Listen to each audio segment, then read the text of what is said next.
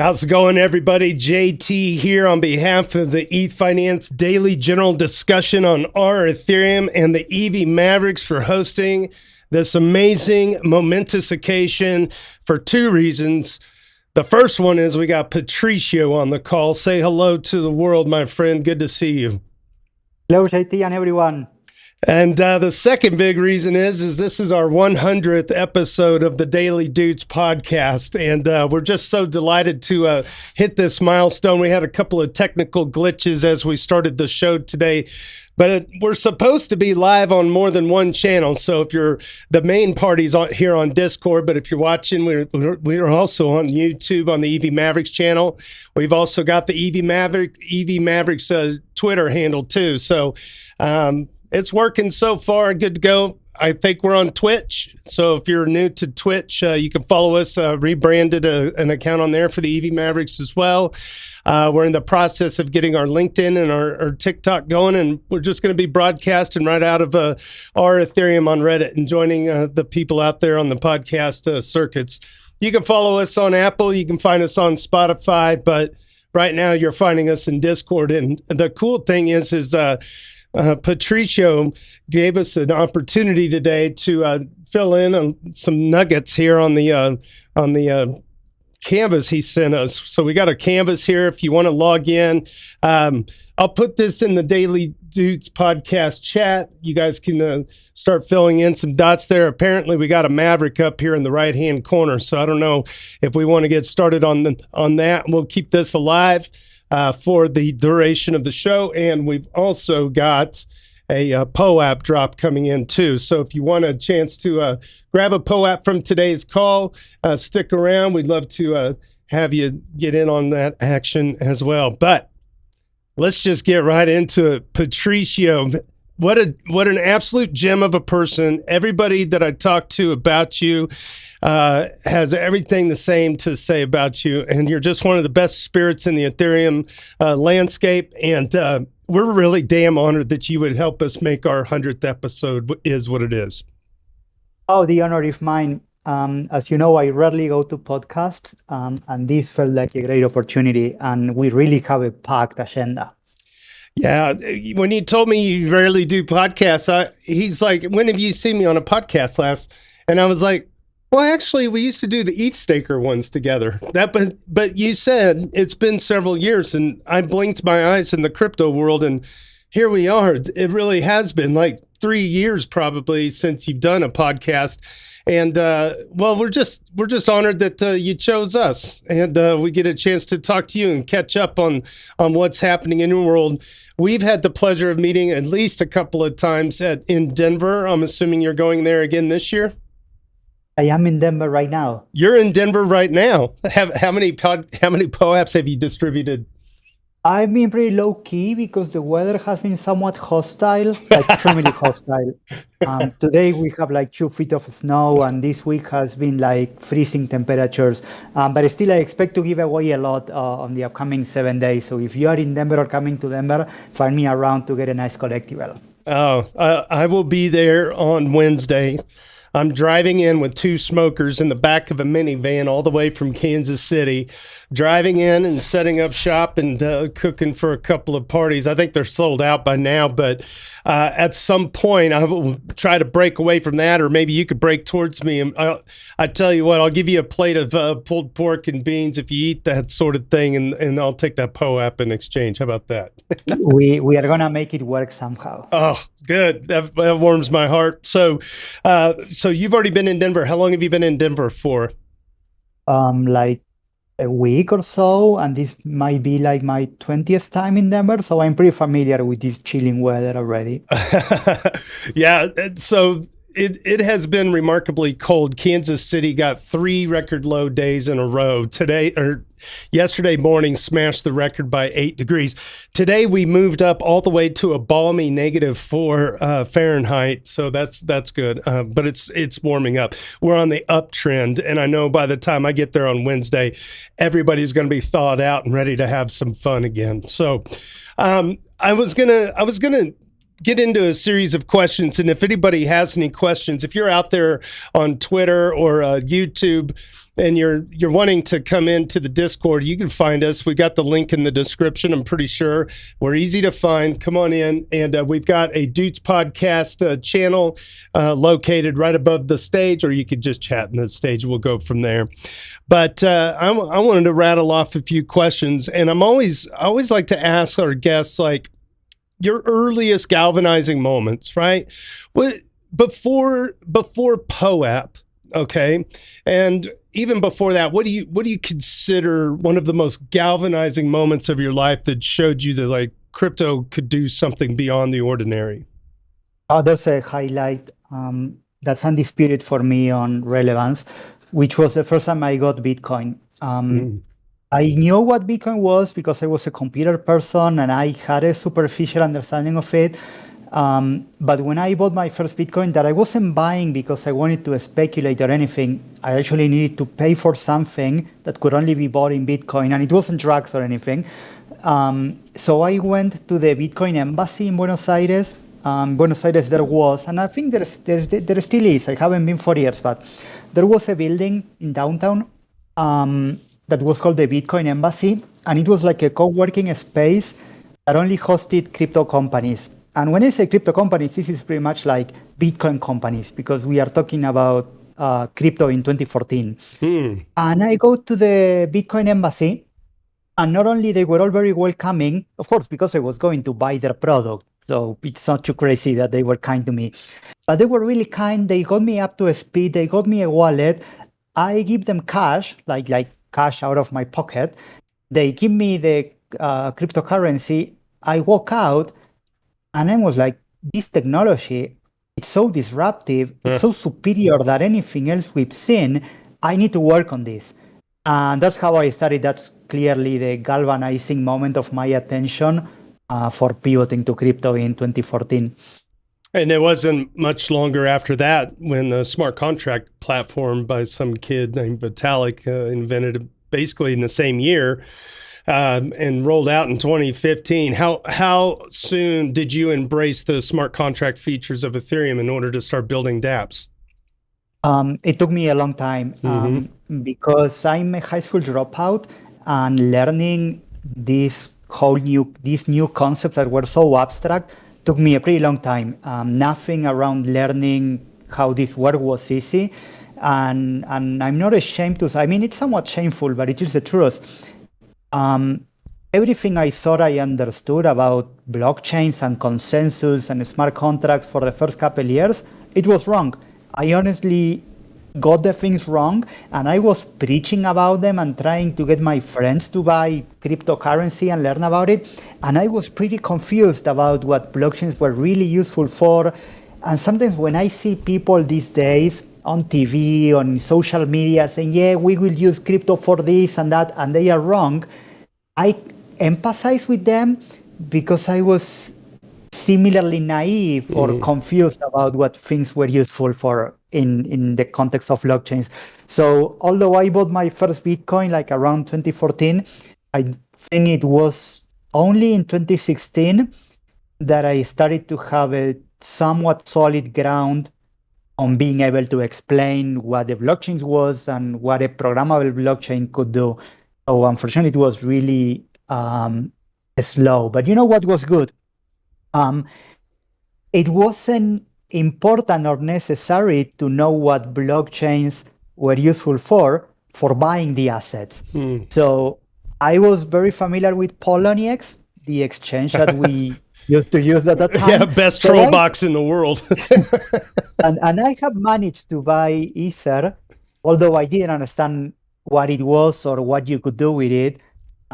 So that was a good way of getting my feet wet. And eventually I understood, I don't know, would have I studied Ethereum if I didn't have Ether? Probably much later in the game. Like the reason why I started studying Ethereum and Ethereum tech and dApps was because I had this much money on Ether. And for me, it was a huge amount of money because I didn't come from money. So it was like my life savings that were a very humble amount. And I was like, yeah, I need to understand this better so I know where I have put my money. So I guess if I didn't have Ether, I would have been a way later adopter. You know, you're so frugal because of your background. You're still on your first red jacket. It's immaculately clean. It's always well kept. Every time I see you in that, beautiful. I was talking to B Smokes on the phone last night about the call today, and I was wanting to go find my own red jacket, but it's really hard to go out and shop for a red jacket. It's so iconic. And you know, Patricio, don't feel bad about dropping out of school. Freshman algebra was my favorite class so much I took it twice, and you know, junior college was the best 8 years of my life. That's who you're. You know, I understand. Like you're trying to. Well, I just so you know, I dropped high school. Oh yeah, no, I dropped. I've never been like freshman. It's not a thing for me. Don't worry, I failed in high school and in college. I mean, I'm 2 for 2. So I understand. And then at some point, you know, life just, there's a grind of life where you're wanting to figure it out on your own terms in your own way. And I feel like so many people in this space exemplify that too. The real grit of, if I'm going to make this happen, I need to just teach myself how to do it because nothing's been invented like this before. So we're all kind of, it doesn't matter if you have a computer programming background or not. It's kind of like an open book for people that are just willing to put in the time and make something happen. So fast forward then, what was your first implementation of a smart contract? Was there anything before POAP? Minimal. There were minimal implementations. One that I remember, and it was also galvanizing, like it helped me understand why this was powerful. So when I got into cryptocurrency, as much as I found the technology exciting, I needed to make money somehow. So I was buying and selling lots of shitcoins or trying to figure out what to do. And it was like being in the trenches today, but the trenches were different and we were somewhat optimistic about what you could do with the coins. And there is one coin that I buy called DCX from the DCX DAO company out of Singapore. Yeah, this is known, but see what happened. And if you bought a huge amount, like $20,000 worth of them, they give you a special other token that used to be called a badge or something. And it was pretty stupid in hindsight. But I had one of those and it was somewhat special and there were only a handful, but you couldn't sell them on exchange because the exchanges only listed the major coins. And I wanted to get rid of them because I kind of rather have some more money instead of that stupid kind of NFT-like token. It wasn't an NFT as we know them today, but it was kind of an NFT, like it wasn't a fungible token. And I started poking in Reddit. Like Reddit was my home for a very long time, and it kind of continues to be, although I'm very low-key. Reddit might be the social network that I use the most. And I post in Reddit, and someone offered some money to me, and we asked each other, okay, how can we do this transaction we are both anons. Like, I don't know who he was and he didn't know who I was. And the transaction was like 20 Ether worth. It was 20 Ether at like $50 Ether, which was still a significant amount of money. And I ask around, and he asks around, and someone comes up like, couldn't we do a smart contract? And we are like, yes, supposedly this is what smart contracts do, right? But neither of us knew jack shit about how to actually do a smart contract. So we continue poking around in Discord, and there's a Discord, Reddit, not Discord. Discord wasn't a thing in 2016 when this happened. And we found a legend of Reddit and Ethereum, and some of you, I'm sure, know him, which is a guy that lives in Sydney. His nickname is Boki Puba or something. And Boki was a total nerd, and he was a software developer, and he was extremely active on Reddit. And he's also known for being the first person to mint a CryptoPunk. Because when CryptoPunks dropped on Reddit, he was plugged to it, and he was the first CryptoPunk known founder that has minted. So the guy is like, yeah, I could do a smart contract for you. So he does the coding. I don't know how he does it. It's black magic for me. It kind of remains black magic up to these days. But he does the thing, and we both send our assets, and somehow then we get the other asset in exchange, and it all works out trustlessly and seamlessly. And that was, again, like, yeah, this is not all vaporware, which is how it felt. It actually does things that couldn't be done with any other technology. So pre-POAP, I already had some like magical moments like that one. And then when did POAP start? It's very hard to pinpoint the exact point in time, because collecting things for me, and maybe I should do a quick intro of what's POAP, or do we assume that everyone knows? No, let's do it. Let's do it, because you never know who's new. There's always new people. Yeah, so POAP, it's an Ethereum product, a platform, a dApp, you can call it however you want. And there will be a POAP for attendees of this call. I will drop it soon, so stay tuned. And the POAP is on screen now. I think you could see it. And POAP, it's a product based on Ethereum for minting digital collectibles. These are items that you mint when you do something, or you go somewhere and you meet someone, like different live events. And it could be a graduation ceremony, coming to December, listening to this show, something that you have that you know it happens at a point in time in a collective experience. And this creates a record on the blockchain that's an NFT. So it lives forever, and it's immutable, and you have full ownership of it. It has lots of great qualities that can only be provided with blockchains. And we call those little items POAPs. And the question was, when I started with POAP, and it's not so obvious to find the exact date, because I've been a collector of different things, like physical items, since my early teenage years. So the idea of having a system for having digital collectibles was in the back of my mind before I knew crypto. Now, in 2018, after CryptoKitties and a couple more things get on the spotlight, I figured we could have a system based on smart contracts that let anyone create these collectibles when something happens that they consider relevant. So I would say the idea started to crystallize on something with a name in 2018. And then the milestone that it's clearly on a calendar, it's Valentine's Day of 2019. Really? When we launched. And that now it's on a blockchain, and you can see the people that were around our team on December in 2019. And that's like the official birthday of POAP, which, by the way, has just made like 6 years old. This is incredible. I knew it had to have been at least 5 years old, but it's actually over 6 years old. You know, if you look across the crypto landscape at the number of companies that have been around for longer than 5 years, you start to really get down to a pretty.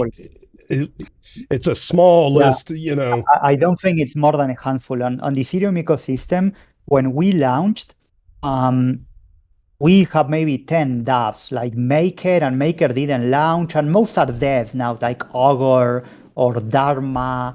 Most of them have died or been acquired. It's crazy. Sometimes it makes me be scared because it's like we made it pretty long. How long? Although we are very enthusiastic and we are really optimistic about the future, but it's a big thing. That's incredible, man. Do you have any idea? I always imagine like Patricio having, like, you know how they have the national debt clock on the wall on Wall Street or wherever it is. Do you have like a clock for POAPs that shows like the number of POAPs that have been produced? Not only we have that, and in the Nice. in the POAP office in Buenos Aires, we have a board like those. I think they are called flip-flop. That are like mechanical, like in airports and train stations. Oh, Like yeah. clack, clack, clack, clack, clack. Yeah. And we have one of those. And right now we are on the 7 million POAP range. But our ambition, it's orders of magnitude greater numbers than that. Wow, that's really cool. I just I got my Denver POAP ready, so I will say the experience I had the first time I made a POAP versus now, it's like just it's gotten better. It's so nice, like because I you know I tend to trip over my own shoelaces on a daily basis. Don't you know? Just you've seen that unfold before, but the experience I had minting my POAPs was literally just a few clicks to get 100 of them, and the turnaround time was almost instantaneous. Because I think the big driving point I feel like POAP wants is limited, and I like that because then you really like if you go to, let me back up, when you go make your POAP, be very specific about the purpose, be specific about the time frame, and just do 100 and do that. And your experience is so quick. It's very, very easy to do. I was going to ask you, I don't know if you wanted to riff on that at all, but I was going to ask you what other products, if any, are out there under the POAP umbrella that people may not know about. There's a bunch. POAP exists for helping people preserve their memories, helping them remember they were somewhere, and getting them an item they can anchor their memories to a situation. And the little NFTs we do these days, these little circles that many of you know and love, are only one angle of it. Because the circles help for remembering something, but we figured there could be more things we do. So for example, we now have POAP Moments, and I think we are going to rename it to POAP Media, which is a product for attaching different pieces of media, like pictures, videos, audio, text, to a POAP that exists. And it's on a screen, right? This is very convenient. So you see, for example, you are scrolling over different Ethereum conferences, and the circle in the middle, it's the POAP, and then you have lots of pictures that people have uploaded. And in these days, you can open any of them, like it says 75 moments. That's a POAP. Yeah. Okay. And because in these days where we have abundance of media, like anyone can take pictures, even AI can create unlimited amount of media, the challenge is how to keep them indexed, how to find it. Like if you want to find a picture of Burning Man of 2019, you can be sure that there were thousands of pictures taken, but who the hell are they? Like, how do you find a picture that someone has taken 6 years ago? So this concept of POAP media helps people associate media with POAPs that are canonical. So there's only one POAP of East Denver, like the officially, or that's HCC, so that's the official HCC POAP, and that's where the pictures go. So this is another one that, it's one of the satellite products in the POAP ecosystem, and there are still more. And I think one that's useful to highlight now is POAP Home. POAP Home is a new mobile app that we released last year. POAP had mobile apps for years, like since nearly the beginning, but they were somewhat basic. There weren't many things you could do with them. Now, the new version of POAP Home, the new version of the POAP app, which is called POAP Home, and it's available on the App Store and the Play Store, it's crowded with functionality, and there's more coming. And I think this is a good time for dropping the POAP of this podcast, which can only be minted in POAP Home. So let's do that. Get your cell phones ready.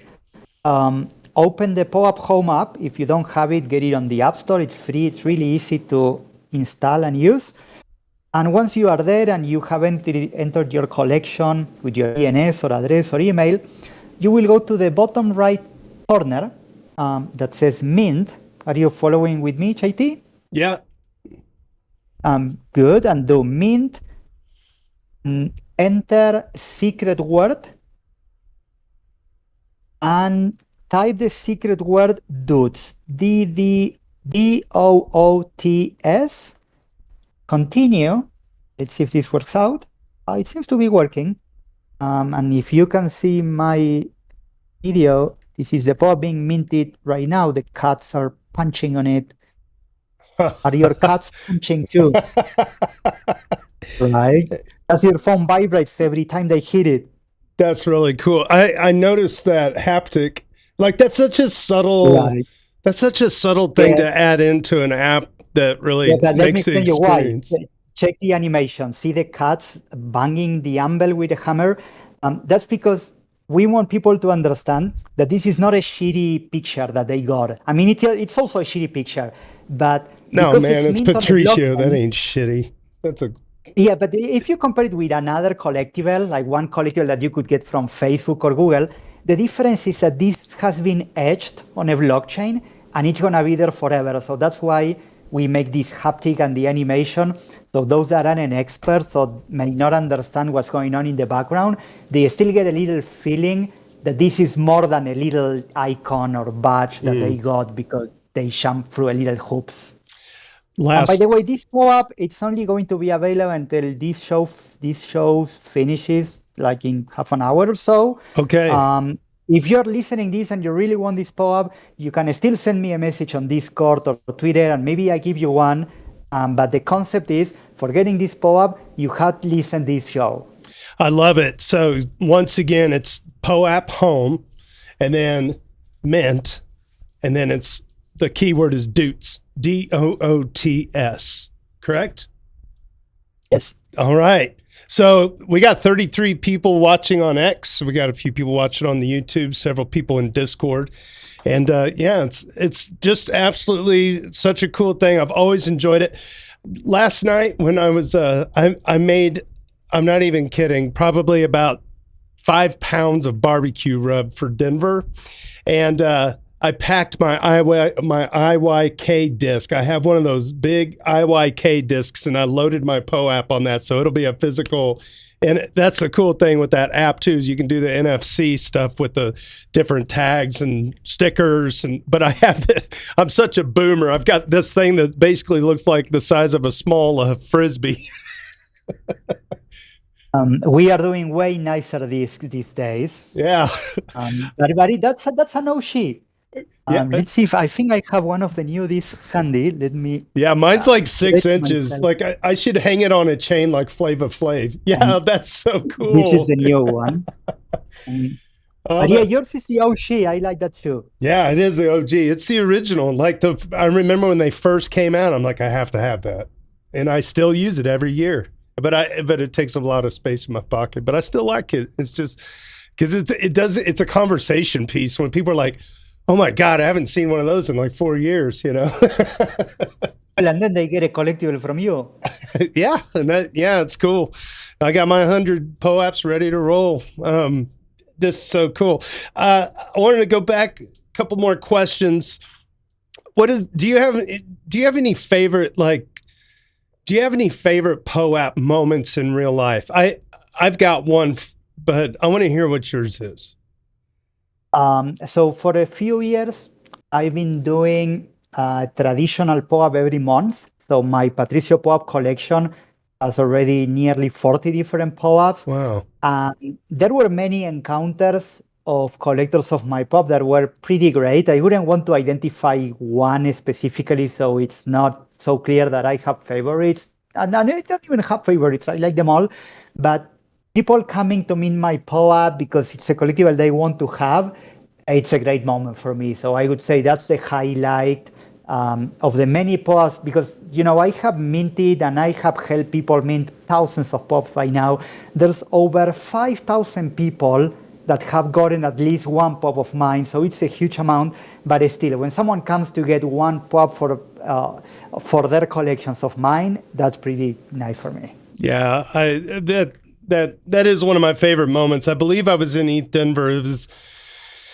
I think it was the first ETH Denver. It was the first conference I've ever been to, because I as you know, I think I know when you're talking about. This was on the Sports Castle, the older building. Yes, that's exactly right. You remember that too. I remember when we met, this was there was like a slope. The floor was in an angle that because there was a ramp or something. Yep. It was it had to have been like an old factory, or it was an old sports memorabilia store or something. Well, I can say that was my favorite POAP mint. Oh, really? The one that I made you mint when you met me. Yeah, dude. I was like, because you knew there was going to be a big hug coming, man. I'm serious. I know this is a bit of a bromance, but I remember that. And I think there was a couple of other like notable people. We just happened to be around each other. I'm in awe of you, and like I literally think it might have been like Preston Van Loon or David Hoffman or somebody like that. And it was that makes sense. I just remember it was like the three of us. And we were swapping POAPs and that, and I was like, I really see the value and the purpose of, minting memories, so to speak, because it's still in my, collection.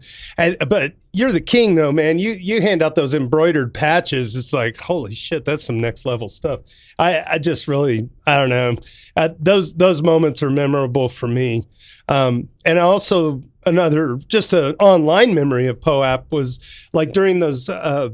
It was like during the beacon chain calls or some of the testnet dev rollout stuff of modernizing the blockchain and the canvases, and just seeing hundreds of people dotting, like it just looked like the screen was alive with the amount of ink going on and people fighting for space on a digital canvas. And, when it was all done, it like sealed itself like a time capsule.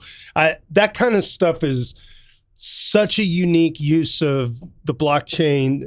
It's just, there's nothing like it. I think that's sometimes in these later years, we tend to forget all the cool stuff that you're able to do on Ethereum that, you just wouldn't have been able to do in any other type of format. Like the blockchain really seals the deal on this stuff. And I don't know, it's all really very satisfying. I think that's a good word to describe what POAP means to me. It's just very satisfying. It's like touching the digital in a way. This is a good KPI for our success tracking. When we think, is this product successful or not, we want them not just be satisfying, but actually make people happy. And it typically works. Once you are up to speed with POAP is a pretty reliable source of happiness. People get happy when they get a new one. They get happy when they browse their older ones. So this is how it's meant to work. So it's good that you validate it. Yeah, it is. Yeah, go ahead. Do you guys measure happiness in like a certain, in like a quantifiable way, like a metric, or what do you guys? What kind of key metrics do you put this POAP? We have, it's not exactly quantifiable, but there is a bucket which we call quality drops.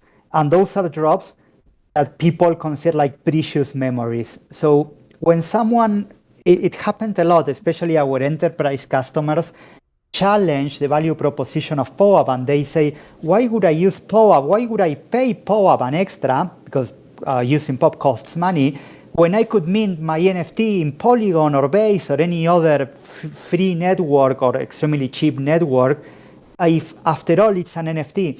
And we are like, yeah, technically it might very well be correct that they are all ERC-721s, but the implementation of ours make people happier, and they make people feel they got a precious collectible.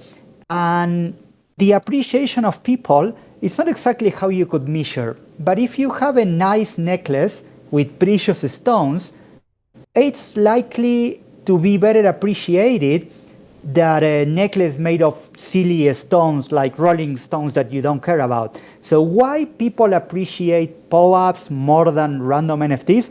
It's a whole discussion, but clearly there is a difference. So how we track that? This category we call quality drops are typically things like weddings or graduation ceremonies or life-changing opportunities. And it could also be less important events like Twitter Spaces and such.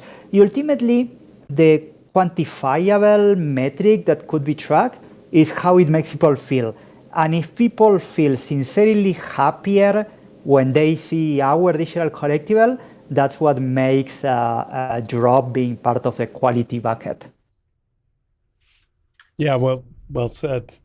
Hey, arutokintumi.eth says, Patricio, we love you on Twitter. So there you go. Nice. Shout out. And if you're following along on X or TikTok or YouTube, just remember, if you've got the POAP Home app, you can open that up. You can click Mint in the bottom right-hand corner. And and let me show you something fun. Sure. You had open the POAP gallery page where we could see all the mints. I've seen it on your screen before. And I was tracking it, and I saw the first person to mint this event's POAP. It's one of our most passionate collectors, a guy from Madison, Wisconsin, that I'm sure most of you know, James Carley. And James has over 1,100 POAPs that he's been collected since, let's see when he got his first one, since June of 2020, so mid-pandemic. And I think this is a good example of how we quantify the happiness we create. Probably not the full 1,000 of them, but I'm sure that some POAPs of James make him feel like, yeah, this makes me happy. And this is what we are after. We don't want to mint millions of silly POAPs that nobody cares about. We rather mint only a handful that are life-changing for the collectors. So I think you said James Carnley, right? Is it James Carn? Yeah, James. We've had him on the podcast before. I'm looking up his ENS here. I think he has a dot. Yep. Oh, yeah, but it's not there. But it's not Carnelli. It's Carnley. You have the L and E backwards. Yeah, but that search box is for drops. So in that one, just type Doots. I gave up. James. Type Doots. No, in that box. Oh, just type Doots. Okay, and then we can get there. Okay, thank you. Wow, and 19. The first one. In the first one. And go to the very bottom. There he is, James Carnley. He's in fact, one of the ETH Denver's, we broadcast a Doots episode out of his Airbnb. He's been like Logri was saying, he's been a podcast guest before. We need to get him back on. He was, remind me again, his project was kind of like... it's basically he's trying to decentralize the front end layer, right? Yeah. So because so many of the hacks that happen are on the front end layer where you change the UI and then you get someone to sign a malicious message, or you get things where like Tornado Cash's UI is pulled, and the developers for it are arrested. And if you want to have decentralized apps and have resilient infrastructure, you need to decentralize the UI at some point. And that's his project. Beyond collecting, dude's a legend. Look at this. June of 2020 was a bankless POAP. I want to see. I know he's got. What I think is interesting from, like, if I look at POAP from an investor's perspective, I see it completely differently than Patricio. I view it as it's part of a sort of multi-headed decentralized identity system where we have it as a source. It can be both. Of course it can, but if you like, okay, Bitcoin spends a lot of electricity every year, basically to achieve Sybil resistance. Tens of billions of dollars, right? And the outcome of all the hashing is just Sybil resistance. Imagine if that much value went into POAP, right? Give us a little time. I'm just saying, like, you view it as, we want to have these passionate moments for people. We want to give collectors joy and enjoyment. We want to, go around and have everyone meet Patricio at all the conferences, and he wears these bright clothes, and he's always got a smile, and he's always very, warm, and your mission, your personal mission, seems to be to spread joy. But if I was to look at it from a technology and impact perspective, the maximum impact is really on the civil resistance and decentralized identity side of things, which is kind of downplayed by your presentation of it, which is but this is by design. You're right. I wouldn't dispute anything of your interpretation of the things you could do with POAP and such. And it is not lost on us, the value on civil resistance. What happened, the reason why we decided to downplay, because on the early days, POAP used to be a super nerdy product, like the civil resistance was our main value proposition, and this is why we used to call it proof of attendance protocol. Now we just say POAP, and we don't even talk about proofs. It's because everything we build is composable, and anyone can use our data sets and pull the data from the network and build APIs and such. And whenever civil resistance becomes higher stakes, and it is happening, and AI is accelerating this. Like civil resistance before AI was an academic concept, and maybe there were some situations on which it was important, but in not too long, when there are available to everyone AI tools that let you impersonate everyone, civil resistance is going to become a fundamental tool, like the tools that offer civil resistance, civil attack resistance, will become a fundamental tool, and some of them will be based on POAP. There will be a plugin that you have in Zoom that will make you sign a little message, and if the message is signed by an account that holds an NFT that I have given you, I will be able to know, okay, I'm very likely talking to who I am expecting to talk, and kind of like credit score, right? There's going to be like independent people that will roll up data from the chain, including POAPs and your Gitcoin passport score, and like your how much capital you have on there, and these other things. And they're going to roll it up into something like your credit score that says what your humanness is, or what your forgery resistance score is, or whatever. And then different apps will interpret these kind of different identity bureau values. Well, hopefully it's going to be much better than the existing credit scores. Well, the difference would just be everyone's going to be free to use or disregard those values, but there will be, I think, competing solutions that do a roll-up of all of the data about your address or about your connection in order to basically assign a humanness to you. Because as you said, otherwise the cost of misinformation is plummeting. Are you familiar with Talon Protocol? Yes. Oh, yeah. There's one of the teams that's from Argentina, too. Yeah, that's right. They are Argentinian. I mean, obviously, their score is more focused on building. Actually, they've just launched a V, or they are launching a V2, in which the V1 was more socially oriented, and now the V2 has a stronger emphasis on GitHub contributions, smart contract deployments, and so it is more representative as a builder score rather than just a social score. I mean, I've heard of degen scores. As I said, there's a Gitcoin passport, movement, and I've seen a variety of these, but I haven't seen any take off in a major fundamental infrastructure way. And we really need that. Like at some point, we need to get to a point where my browser doesn't render information that doesn't have a provenance trail trackable to a human. Right? We need to get down to that level of there's an attestation that goes back to either an institution or a human. So it's not just made up information that's being used to monetize or steer my attention or harm or extract value from me in some way. You want to, at some point, in order to fight the misinformation as the cost of it plummets, we need a effective filter for low lift information, low cost misinformation. So I can get down to something that's a real signal and filter out AI generated noise. And we need a decentralized identity system for that. And I think POAP's a leading contender to seize that. There was someone in our Twitter that had made the classical meme of the Trojan horse. And it was like, people believe that they are getting little collectibles to remember what they were. What they're actually doing is building an indisputable set of things they've done that will be used for creating their main identity identifier. and we like it. We don't play it because just explaining digital collectibles, it's already a pretty a steep curve for whoever doesn't know anything. So going into a deeper layer of identity and decentralized identifiers, it's just too hard. So we just want to say they are little collectibles that are immutable because we use the glossary. Like in POAP, we have a glossary and we enforce it, and we require our partners to enforce it.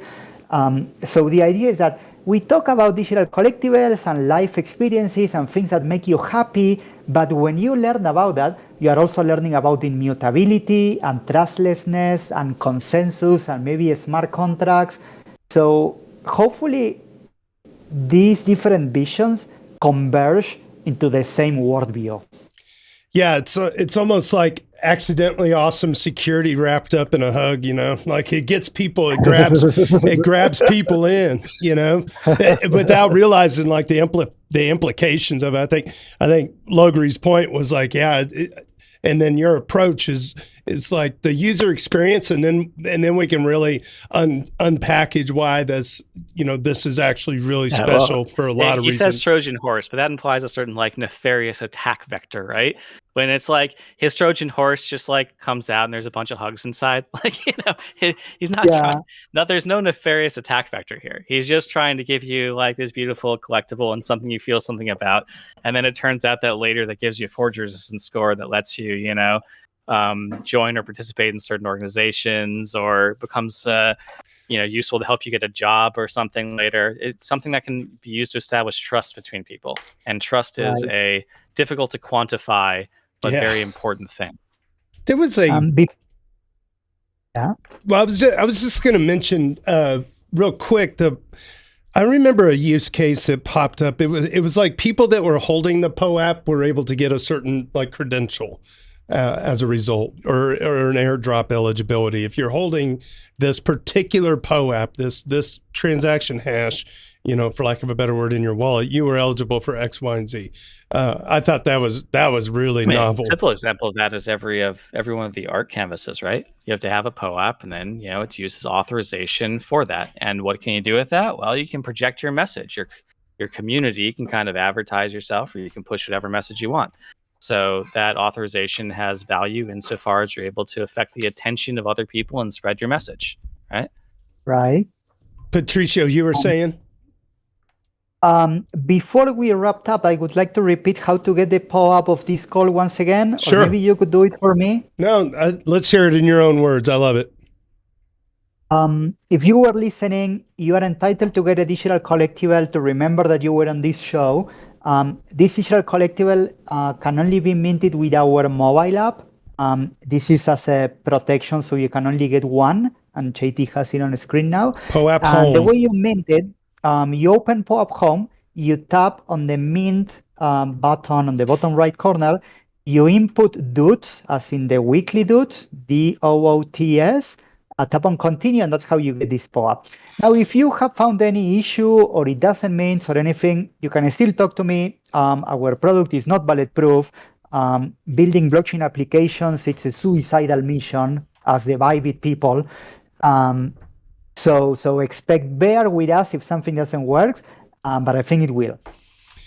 I had just a general question, considering you're from Argentina.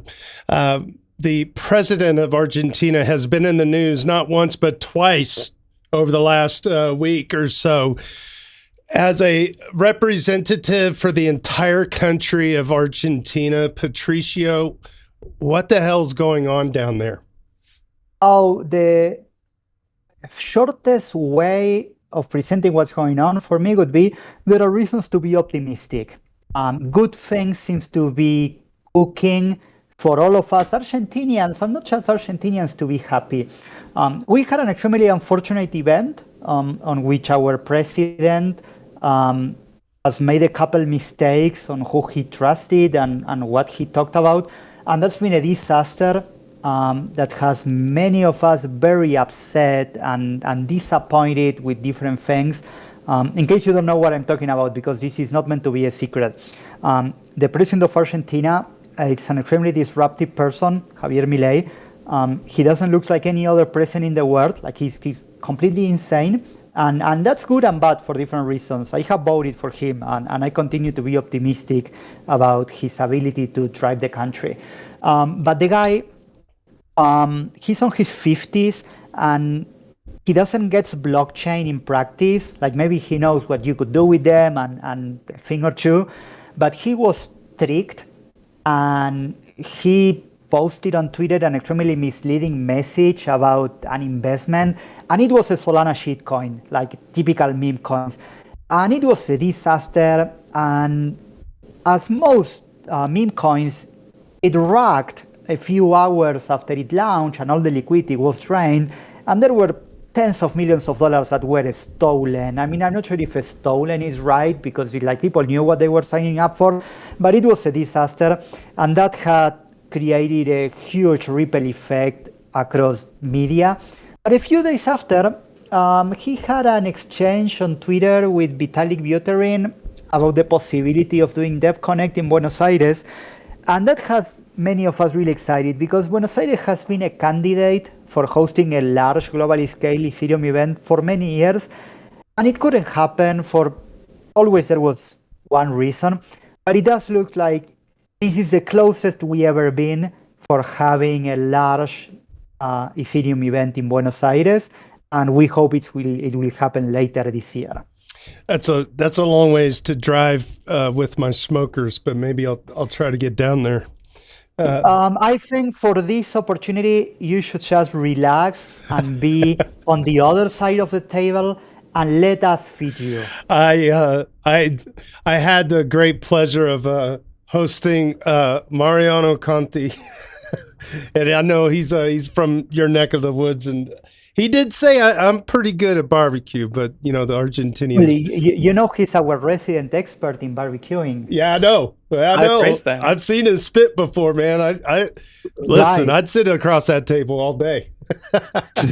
He has personally invited you down there. You can actually go sit across that table. I know. I need to do it. I think if we get it's a DevConnect conference, I believe is what Vitalik was mentioning. I could be wrong on that. That is so cool, and I really hope that comes to fruition. I'm always inspired by people down in Latin America and the struggles of just monetary stability and just life in general. I mean, you guys are cut from a different cloth of grit, and I just really admire the gusto and the just the fortitude to get it going. You guys are really building stuff down there and have been for a long time. You had a Bitcoin embassy in Buenos Aires, you said, right? So, I mean, that tells you something. Well, hopefully what many of us want to believe, and the younger people, hopefully we are out of the dark period that we've been for the past 50 years. And with this new administration, there are some signals that things are getting better. It's not particularly pleasant to be identified as the person that comes from the shitty country that you have to fight for your survival every day. I mean, it is what it is, so it doesn't offend me, it doesn't offend any of us. But I wish the next generation of Argentinians has other things to showcase and not just having a tough upbringing. You're doing it. Yeah, that was I was trying to make that point. It's like there's products coming out of Argentina. The Bitcoin embassy was down there in 2014. That's it. Like Argentina comes up quite a bit in terms of like blockchain stuff. And I think it's certainly blockchain tech has given lots of prosperity in business, commerce, and finance to Argentina. I know many businesses that couldn't, like many successful, thriving Argentinian companies that couldn't have existed without blockchains, and not necessarily like blockchain companies, traditional companies that use blockchain rails. Mm-hmm. What are some other examples people may not know of that are thriving down there in that vein? So Argentina has plenty of blockchain teams. On the Ethereum ecosystem, one of the most respected ones, if not the most, is Open Zeppelin. Open Zeppelin has been the cradle for many of the best auditors and researchers and software developers. And MakerDAO had a significant operation in Argentina as well. So did Flashbots. Actually, many Argentinians are pretty low key. Maybe, for example, for security, safety, or even tax reasons. But out of all the major Ethereum projects, it's really hard to not find some Argentinians in it. And there was one event, I don't know if it was ETH Denver or HCC, that we've done like an Argentinian party, and it was hundreds of us. Oh, wow. That's great. I don't know if there's any other questions from the chat, or is there anything on the horizon you want to let people know about, Patricio? That I want to let them know. Yeah, is there any what future releases? About roadmap and the last question usually. Okay, go ahead. So POAP, it's a 40 people team. 40. Nobody's wasting time. Yeah, it's a pretty big team, and we are shipping a lot. We have a pretty exciting lineup for ETH Denver stuff, and we are also working on a pretty exciting lineup for HCC. So there are more things cooking what I can quickly present. Sure. My advice is to follow us in social media, like in Twitter and we have a Telegram channel, because we expect to be releasing things on a cadence like every month, and we need all the support we can get. What POAP needs the most these days, it's collectors telling their relatives and acquaintances and people around them why getting these collectibles is nice. That's the thing we need the most, so we can use all the help we can get about that. And of course, if you're on ETH Denver, find me around. We expect to entertain you a lot. When you do a launch, you should drop by the Ethereum subreddit and just make a post that says, hey, here's what we just launched. Here's a new feature. Come try it out. Launch a POAP that day for like your early adopter set of people. And I'm sure you'll get some couple hundred. Our representative on the Reddit and the subreddits, it's Superfizz. He's typically a very efficient and loud talking head of what we ship. But I hear you. Maybe I should show up in person myself. He's not pushy in that way. And mostly his priority is the health of the Ethereum network. So I see him talk about like staking clients and the importance of decentralization. And those are his main topics. I rarely see him drop by with a message about what POAP has recently launched. And with a team of 40, I'm sure you're launching many things I'm not aware of. Right. So I'd love to see you drop by and just say, hey, we just launched this. Here's a POAP for early adopters, right? It'll be up for the next 24 hours. Come in with this POAP and try this new feature that's authorized by this POAP, right? All right. I'm not sure this is public or if I'm making a mistake by leaking this, but Hani Abu, who's one of the producers of this show, he's wonderful, has been working on a POAP for people that have been doing certain. I don't know how much he wants this to be leaked. But there's cool stuff happening for regulars of Reddit around the corner. Well, I'd love to help you more. Yeah, if Hani is online, maybe he wants to leak something. Hani, do you want to pull the trigger on this? Do you want to jump on stage? I'm going to defer to Hani if he's able to. He's saying he can't do audio, but just stay tuned. Stay tuned. Reddit, it's a good bucket of adoption for us, and we will do fun stuff. Yeah. The semi-alpha is it's good to be a duder. Right. It's good to be on that Doots list. We'll just leave it at that. Patricio, my man, it's always a pleasure to talk to you. I can't believe I'm going to see you in less than a week. Hopefully with some greasy fingers and a big hug, and get a bite in you and get your POAP from you. I wonder if you could attach more metadata to the POAPs. Like if you could add the Doot score as metadata the POAPs refer to. So if you look it up, right, it could be an off-chain cache, but it doesn't have to necessarily be part of the NFT. But if it linked to an off-chain cache, and then when you viewed the POAP on the website, it would enrich. Well, this is what you are supposed to do with moments. For us, it would be just like a plain text moment. Yeah, so get your plain text moment for our Doot score. So when you get that Doot or POAP that says you have at least one, then it auto updates for however many you have when you're viewing your collection. There might be some very close implementation of this in the near future, hopefully. Yeah, well, I hope I tickle your brain. That's all. Yeah, really. It's been a pleasure. It's really, really cool. This is, we got, looks like 73, 74 people watching on X right now. If you guys leave comments, it'll populate up on the screen. Patricio, we're going to move on to the second half of our show. You're welcome to hang out unless you have to go on to a meeting or whatever, but this is the part of the show where I read Reddit, so you don't have to. We have our daily doots to get aggregated by by Tricky Troll, and then we have what are called the weekly doots, which is a weekly roundup of the best of the best from the Ethfinance Daily General Discussion on Reddit. And as always, I never read these out ahead of time. Hani Abu's given us a little bit of a refresh on the website here too at dailydoots.com. You can follow along if you want. These two, yeah. I love it, but it's actually true that I have a meeting coming up, so this is a good opportunity for me to step down. But I still want to be really thankful for putting this show together, for hosting it, for the 10 people that I see have worked on the production, for this to work in 10 different channels with the smoothness it works. So this is all very nice. Your work is deeply appreciated. And I can't wait to be back again one day in the future with nicer stuff. Thank you so much. 200. Yeah, we'll see you, Patricio. Could be a good opportunity. Hey, thanks for being a part of our 100th episode, man. It means the world to us. And big hugs from Kansas City. Stay in touch. Bye-bye. Bye-bye. Oh, man. Very cool. Excellent, excellent, excellent.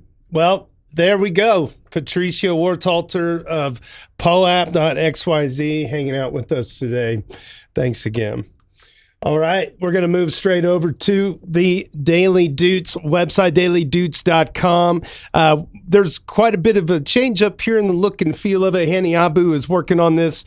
It's a work in progress, but boy, howdy, it's going to be much more thorough and complete. I went ahead and refresh the page here. He said it's currently under development. You can ping Hani Abu with any feedback and maybe have. And we've got the new testing canvas here for POAP. If you guys want to pencil in some stuff, there's a link right there at the top of the page. And we're going to go right into this week's top 10. Set one less at 105, 696 at 111. Hani Abu tied at 111. Crypto currency at 112. Ethical trade at 116. And Tricky Troll at 142. The man, the myth, not so much the legend, always has been the legend. Harag, 160, climbing up. I think he had a double doot this week. Benito 2030 at 165. Logri the Bard climbing up. He had a double doot this week as well, 176. And Superfizz still sits atop the leaderboard at 219. We got 1,156 total duders. Wow, updated weekly. Look at all these updated events. We're going to start using this website instead of putting the calendar on the daily, on the weekly, the Reddit Ethfinance Daily at the top. We're going to host the calendar here. This will be ongoing, updated. And so we are going to change the outgoing daily message just to clean things up a little bit. All right, and scrolling on down in our daily threads, here we go. We have the list of all these daily threads. How cool is that?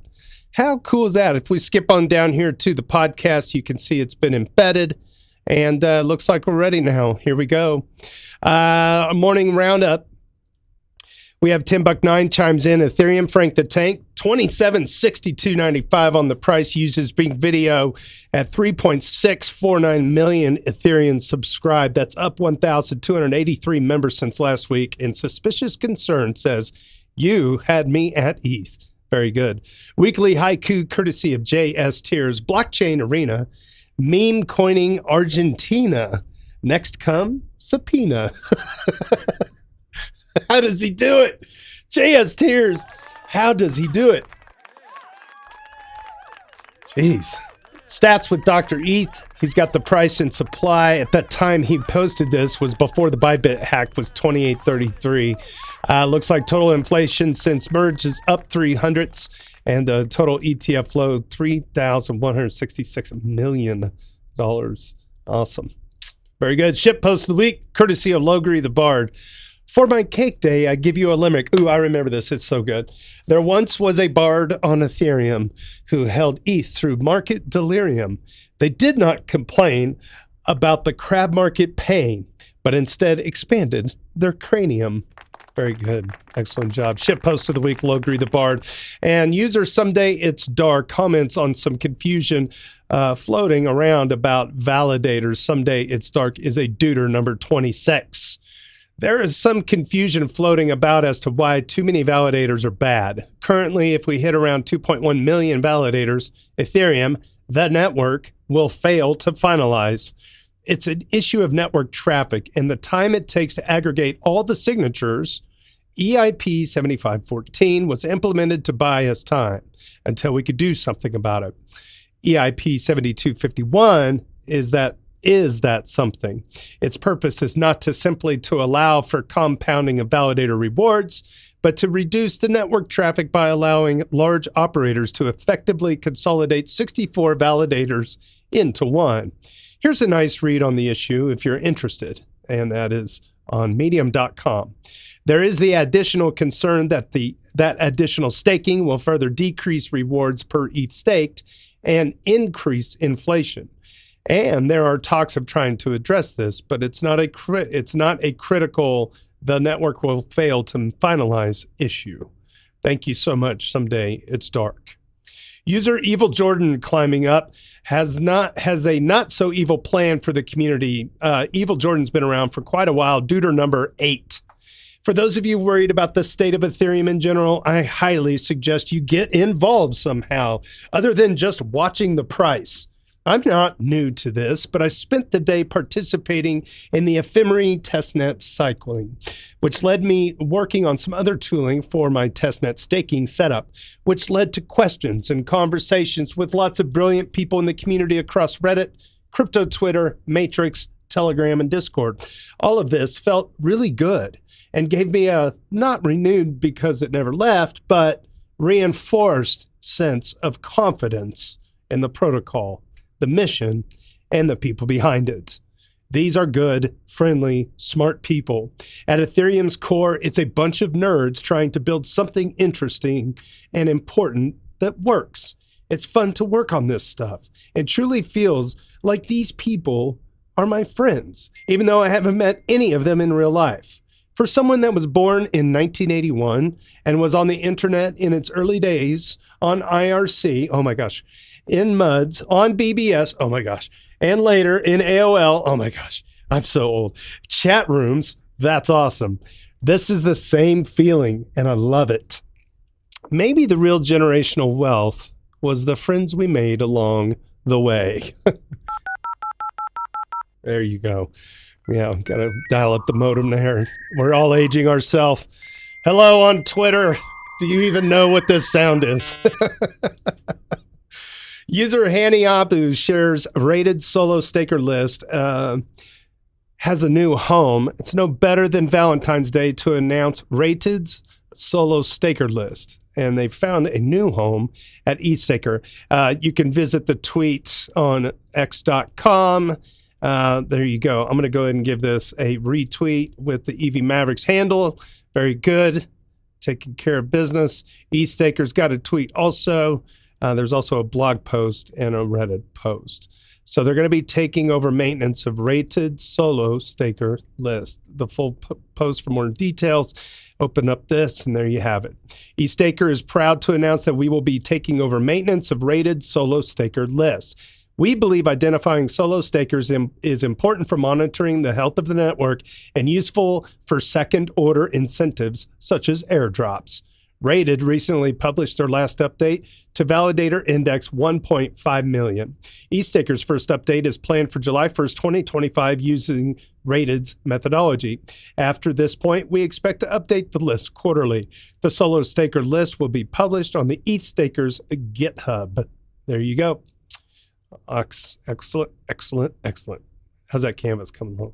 I see the Maverick right there. Beautiful. Beautiful. All right. Logri. Man, getting double duded this week. Logri explains the mechanism behind what could be a new paradigm in decentralized stablecoin design. I'm going to get a drink real quick because this is going to be a read. I'll play sad trombone just for a second. There it is. Okay. That's not meant to mean anything other than I'm just wasting time. Wow. It looks like 97 people watching on X. Hello, world. If you haven't had a chance to follow us or retweet this, that would be great. Thank you. All right. And if you don't know who Logri the Bard is, you can follow him on X as well as on Reddit user Logri the Bard. He's our second highest duder on our Ethereum. And if you're not on our Ethereum, you should be. Come back home. He's a duder 176. We'd love to see you there.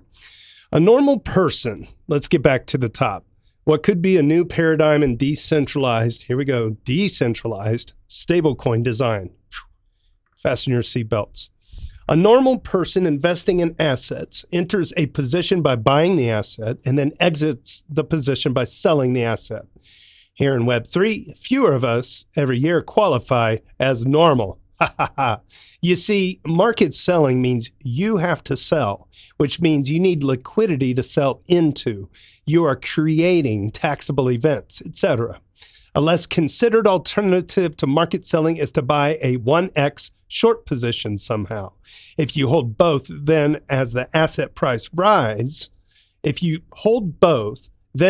asset price rides the famous crypto roller coaster along, the long would make money and the short would lose the same amount of money or vice versa. The result is zero change, whatever your short is redeemable in. Monetarily, it's very similar to selling the position as long as you can exercise the put. A position that is not subject to price volatility is called, here it is, delta neutral. There's a few fun advantages to this, Logri continues. As mentioned above, it might allow you to defer a taxable event on the asset being sold until long-term capital gains would kick in which is useful even if the option comes at a premium. In addition to this, what if the token you would be selling was interest-bearing? By continuing to hold it, you could continue to collect interest. As long as the interest on the long exceeds the cost to borrow or premium on the put, you're now profiting from a carry trade. I wrote about a very different variety of a carry trade a few years ago, which may be worth revisiting to see how it has played out. There's a few other facts worth noting here as well. And you can find that article at tokenomicsexplained.com.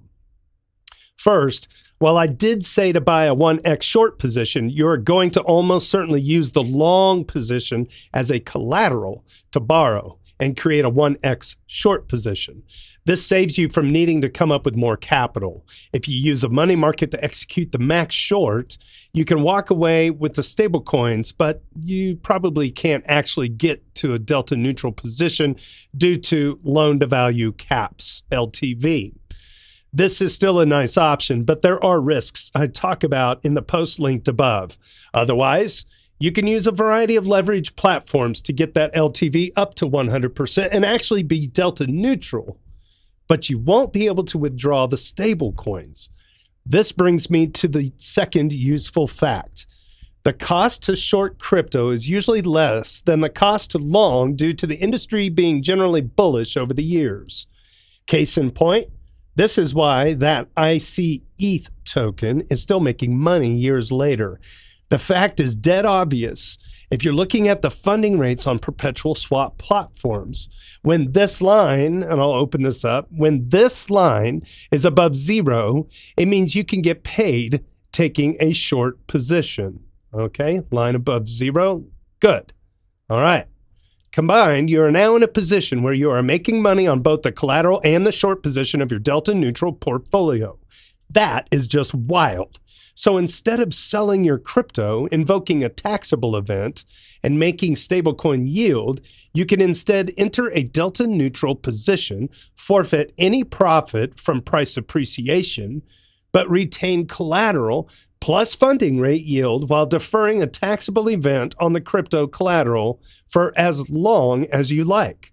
An astute reader will be asking themselves, what is preventing someone from just buying crypto and entering such a position immediately from stablecoins? Nothing at all. You can do exactly that.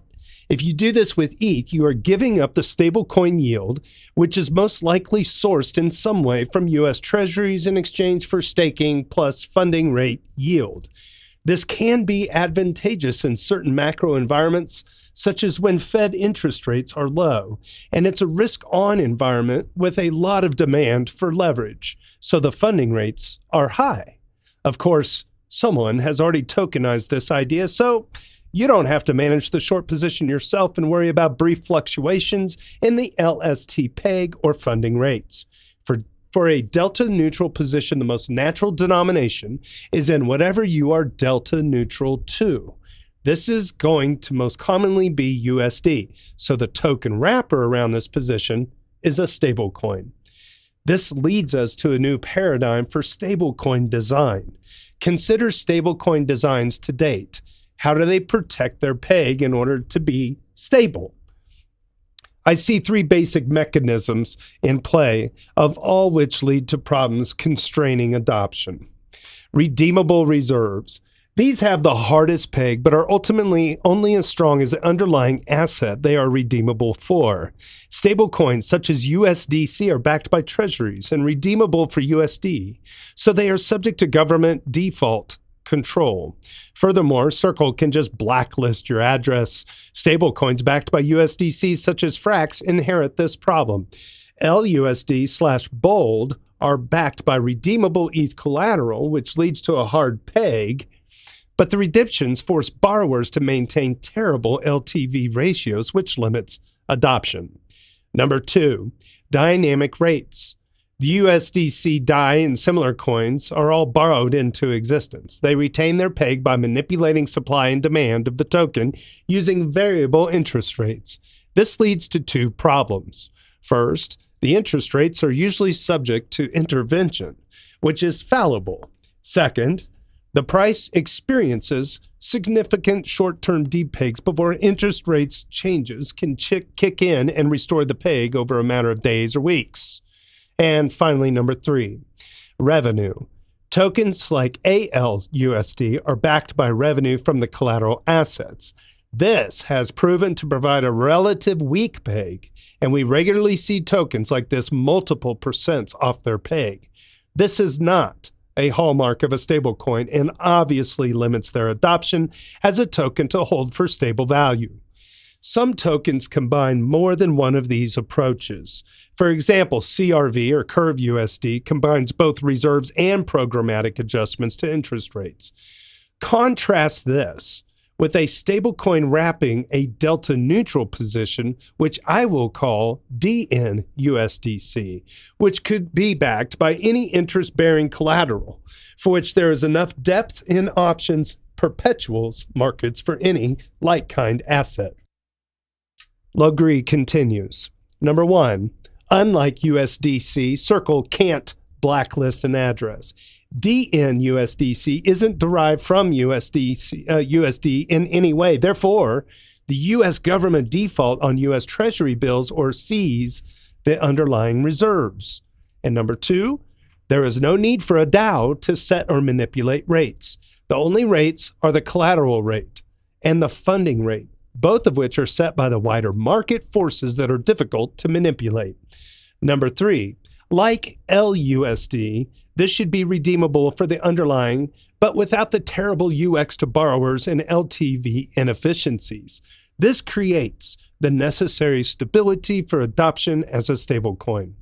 And finally, number 4, unlike borrowed stablecoins, which are limited to scale with the demand for leverage, DNUSD adds revenue from the collateral. This enables to scale beyond the zero funding rate line as far negative as the interest from the collateral. This is mathematically more scalable. So what started as a way to potentially defer a taxable event to reduce tax obligations led to potentially the best pattern we have seen for a truly decentralized stablecoin once we wrap the position in a token. That's actually rather profound. And that is coming to us this way by the number 2 duder on our Ethereum, Logri the Bard from tokenomicsexplained.com. If you want to follow his blog, it's right here, tokenomicsexplained.com. He's got all kinds of great posts, and he's one of our main contributors to the Daily Doots podcast, of which we have 119 people watching on X, Thanks for stopping by. Give it a like. Give us a comment. And what do you think about Logri's contributions? He's a Duder 176. And most importantly, stop by our Ethereum and join us in the daily thread. We're so back, baby. We're so back. Bringing it all home to mama. Get off X, get in the walled garden, have some fun with us.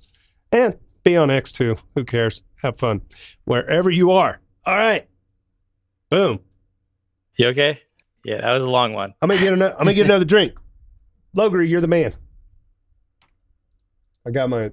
I will say I just put out a blockchain superpowers blog post this week on Monday. So plenty of fresh content. Blockchain superpowers. Oh yeah.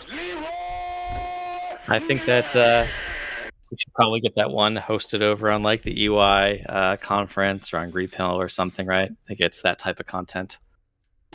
Yeah, we were talking about maybe doing a video. I think it'd be fun. I just need time. But after Denver, maybe. Obviously. Yep. I think that'd be a lot of fun. I haven't made a video with like my own creative control for months. And I got the stuff. Let's do it. I'm in. Okay. Woo. How we doing? Chat, you doing okay? I always wanted to say that. I get to say that now that I'm like streaming on all these different platforms. We're on Twitch. You can find us twitch.tv/EV Mavericks. And we're needing some follows on LinkedIn. If you, I'll put this, let me put this on the chat on X, see if it pops up for you guys. And if you get a chance, you can give the deal with, the way I understand it on LinkedIn is you have to have something like 40 followers before you can stream. Well, we got more than 40 followers in the chat and out there on the interwebs. If you got a LinkedIn account, it would be great to have you. Yeah, Patricio, Darius, I see you on Twitter. Yeah, Patricio ducked out. He was with us for what, 45 minutes to an hour? Probably somewhere in there. Over an hour. He was there until, yeah. He told me in the back channel, he's like, hey, I got some questions for you. I haven't talked to you in a long time. I said, usually this part of the show's like 20 to 30 minutes. And he goes, I'm a talker. He's like, I hope you got an hour. I'm like, heck yeah, I got an hour. If you want to hang out with us for an hour, bud, you do it. You do it, Patricio. I know. I got you, man. He's such a gem. I always enjoy seeing him in real life and getting a chance to talk to him. I didn't realize, for those of you who may be just tuning in late in the show, Patricio hasn't done a podcast, he said, in years.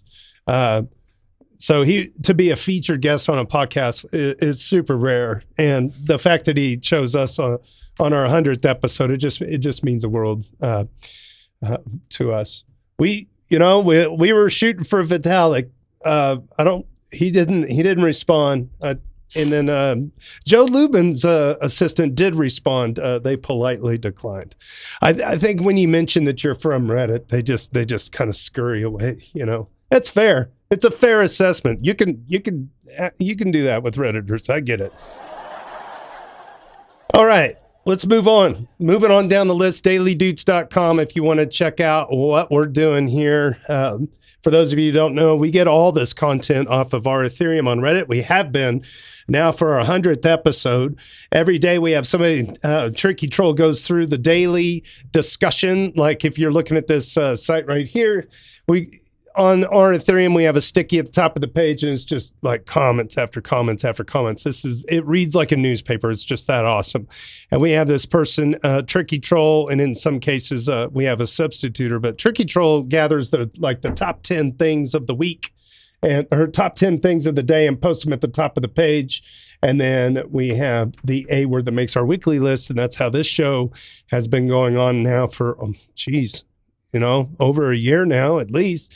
Right? 2 years. Wow. It's hard to believe. 100 episodes as of today. So, and this is our first time officially streaming to X. So it looks like we got a few people watching out there. It's so nice to have you guys tune in on X and let you know that our Ethereum is still alive and kicking.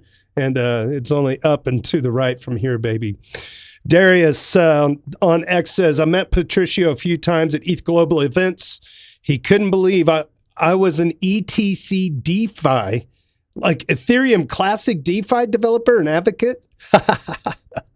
That I hope that's the case. Ethereum Classic ETC. Maybe I'm misreading that. Very cool. Well, you met one of the nicest people in the world. That's for damn sure.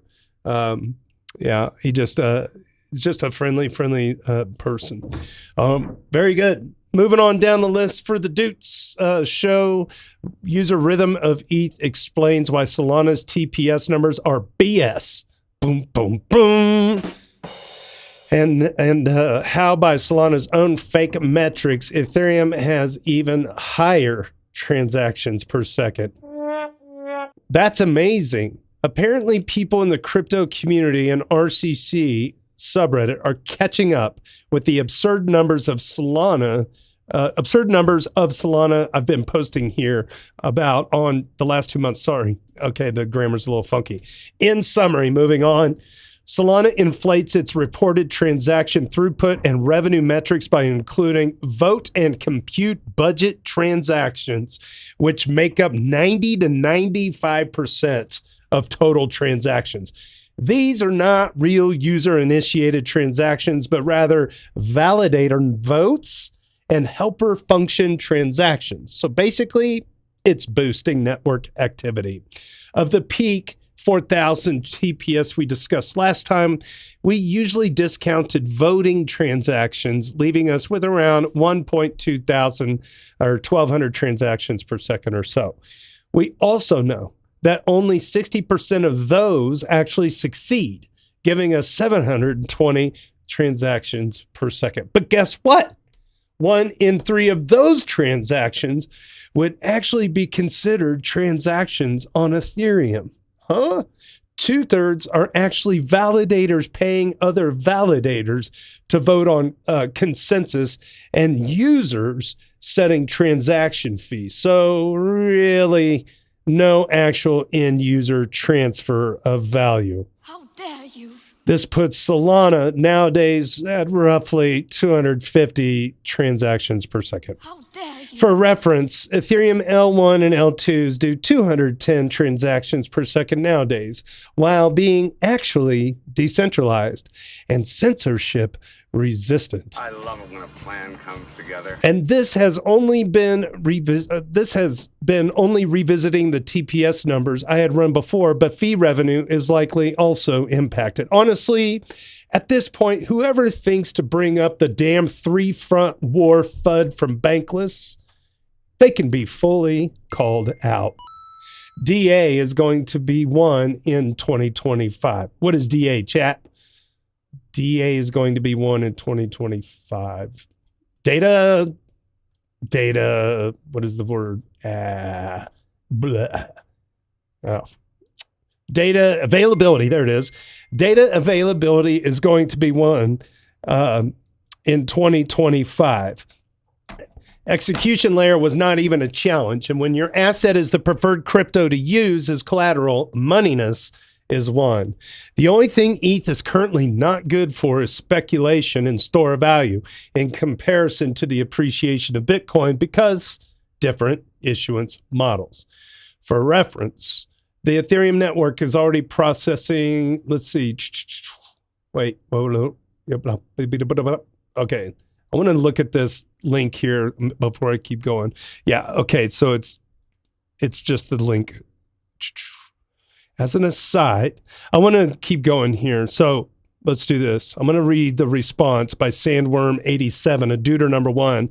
I don't understand why it would be a stupid metric. Stupid and disingenuous for measuring real user activity, yes, but useful for measuring chain throughput? No, since presumably attestations still put a load on the chain. Or do Ethereum attestations not share the same bandwidth as user transactions where Solana votes do? Rhythm of ETH responds, good question. First of all, an aside, I'm not claiming one model or the other is better in terms of throughput. I'm basically trying to shed some light into the malicious and biased usage analytics shared by the Solana project. Regarding the question and assuming we aim to measure throughput, yes, Ethereum attestations share the same hardware and bandwidth because both clients, the execution and consensus plus validator, run next to each other in the nodes. But by separating channels of communication, Ethereum keeps the control channel separated from the data channel. It's a very common design pattern, probably next to encapsulating design patterns or the OSI stack. Ethereum is very conservative on the control channel, hence the confirmation delay on blocks. But by having this separated, you start from a reliable point, and you could build things like pre-confirmations, sharding, and tons of things that would be highly unpredictable if both types of traffic share the same channel. The roadmap of Ethereum is hence driven by features and efficiency, while Solana's is driven by how much hardware can be thrown into the validator set. In Solana, the sharing of channels allows validator-initiated transactions to gain preference over transactions, which expose normal users to censorship and malicious value extraction. And the post goes on from there. That is from the Daily General Discussion, February 17th. You can check it out on Reddit. You can get the quicker link at dailydoots.com and just go to today's show if you scroll down to the podcast. Uh-oh, a wild Paul Brody appears on Reddit. I like that. Paul Brody's a blockchain lead. Global. Don't forget the global blockchain lead for EY. I'm going to see him in Denver. I'm excited about that. Always a good time hanging out with Paul Brody.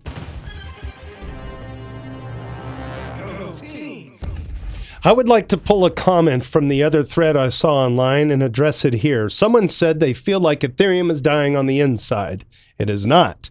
We are struggling with winning. Ethereum won, and I keep saying this, and I'm mystified as to why others don't see this. We won. Solana had its meme coin moment, and now it's over. I think Ethereum is having a hard time with that part about not being the underdogs anymore. We're not the underdogs. We're not revolutionaries. We're the establishment now. It's our job to steward this amazing ecosystem so it serves everyone, so that it stays decentralized and censorship resistant and monopoly resistant, and we don't consume ourselves with infighting and fragmentation. Next time you're tempted to complain about how bad things are, such as the price of ETH, put them in some context. The price of ETH is low because we were wildly successful at increasing capacity. Those low prices, combined with great security, are now luring in new waves of institutional buyers and users. That's my 2 USDC, 0.02 USDC. That's fancy speak for cents, if you didn't gather, but I'm explaining the obvious.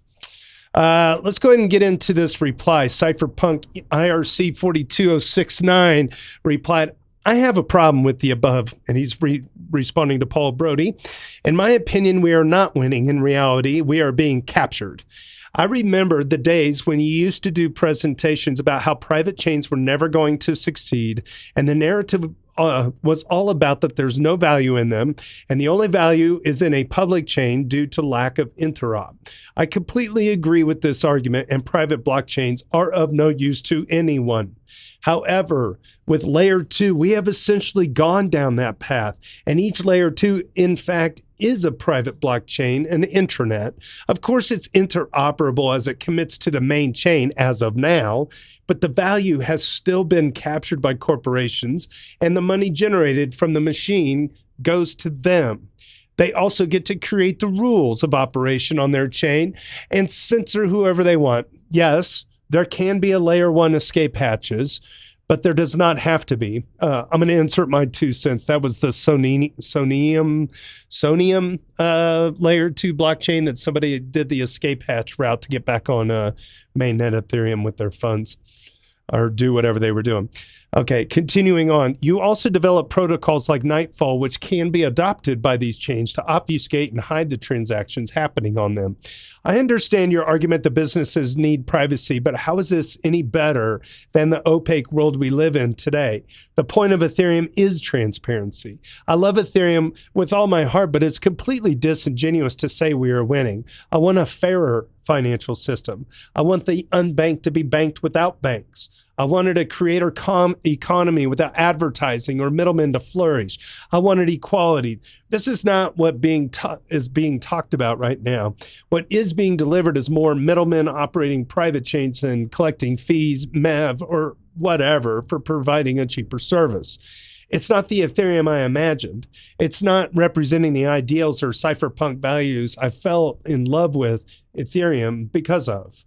It's obvious that it's easier accounting and auditing as it can all be automated. I get why you think it's great. However, remember that there are people who built this space because they wanted a fair system, not a system where it was easier to track and trace, but yet hide if you're a business. I get we need layer 2 to scale, but we also need layer 2 to be transparent and for their revenues to fund public goods, not enrich their stake or bag holders. I get that we have large institutions looking at us now, but the idea was to have the large institutions being afraid of us and change how they operate. It was never to have a low price attract them so they could buy up and control it and earn stupid revenues and data collection from their own layer 2. Okay. I think the heart of the idea of the privacy amongst business is business to business transactions.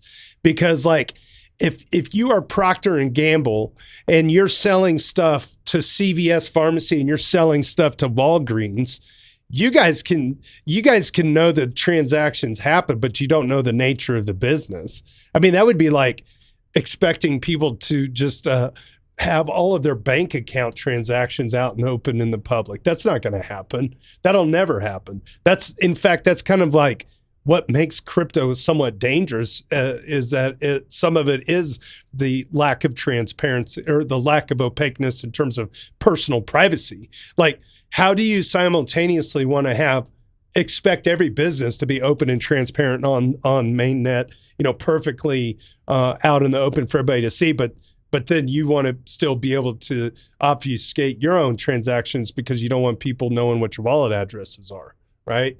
There's a business-to-business relationship that just has to have privacy.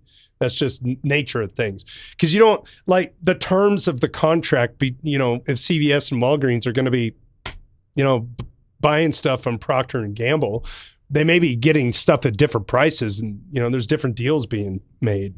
I think it's just basic business 101. The thing that I think Paul's driving at with some of the corporate stuff is just it makes accounting easier. You even mentioned that, right? Makes it faster, more automated. And when we got an AI agent world, staring us straight in the face, you got to have that zero knowledge stuff. You just do. Keeps people safe. I don't know if anybody wants to riff on that on Discord. All right, moving on down. That's good stuff, though. I appreciate you coming in and talking about it. Ooh, Edmund Edgar did. Well, I'll save this I'll move on. I'm going to move on because we're going pretty long and I've still got to upload all this stuff. Yeah, this is crazy. Yeah, good stuff, man. 162 viewers on X. I'm glad you're with us, hanging out. If you haven't had a chance, give us a little bit of a like and let us know how we're doing in the comments. Okay, Darius says on X, couple of things here. Darius on the X chat here. Cypherpunk guy gets it. This was in response to Paul. Says this guy gets it. ETH is not what ETH was sold to be. There's potential for a future crypto in something. Can't say which one, but anyone who takes 20 minutes to find what's a real blockchain will know what I mean. I don't get it. I think we kind of have the best of both worlds, right? There's going to be tooling to, like, for anybody to use. You can use Ethereum however you want. If you want to have this beautiful open ecosystem. Well, it's there. You can use it for that. And then there's business interests as well. Can write on. It's kind of like the internet, right? Yeah, I want to solve homelessness and world hunger and everything like that, but there's going to be different ways of doing that on the internet. There's no one perfect way to do it. Everybody's going to be using the internet to either do a GoFundMe or, vote for politicians to give people homes and food in terms of taxation or whatever.